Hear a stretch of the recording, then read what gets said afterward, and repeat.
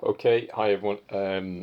I am going to be talking you through this Harry Potter and the Philosopher's Stone copy, which I bought a few months back.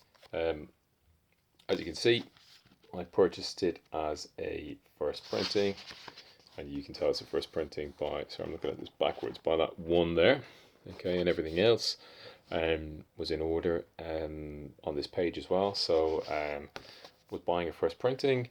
Um, um, the person who I bought it from had sent me pictures of the first edition points which people check for. So on this page, one wand listed twice, which it was, and on the back I had checked and I could see the word philosopher was misspelt correctly, because first printings they omitted one of the O's, so there was just one O in philosopher, so it was misspelled correctly. So I had confidence that this was okay.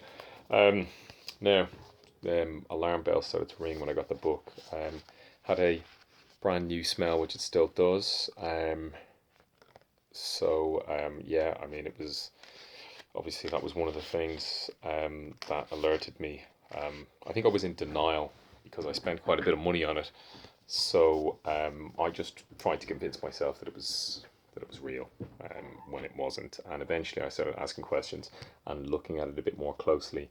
One of the things I noticed was this, the J.K. Rowling title is a little bit lower down than it is on any of the other copies that I've seen, especially the first printing copies, which are the most important when you're looking for. This railing here, up at this corner here, if you have a little look, you can see more of the kind of swirls in the proper first edition copies. Also, the printing quality is just not as sharp. Now, you can't see that as well on this camera, but if you were to if somebody has a picture online and you have a good quality, it's a good quality picture, you can actually sort of even spot it online that the printing quality, it just hasn't come out as sharp. Other things, one of the main things is this glue here. The dark glue here on either ends was another thing that made me suspicious. But the main thing I think is that it looks brand new, and so I suppose for me it's one of those things. If it looks too good to be true, in this case it very much was too good to be true. So I just urge you to be suspicious of any Harry Potter books that look as good as this. Remember, they've been around for 23, 24 years. I mean, people did not know they were going to be collector's items, so they would have been bandied around. You might get a very nice copy, but I don't think you'll get one as sharp and as beautiful and as pristine as this. So they are selling, and they're actually fetching quite high prices. I saw one in the US sold for about $10,000.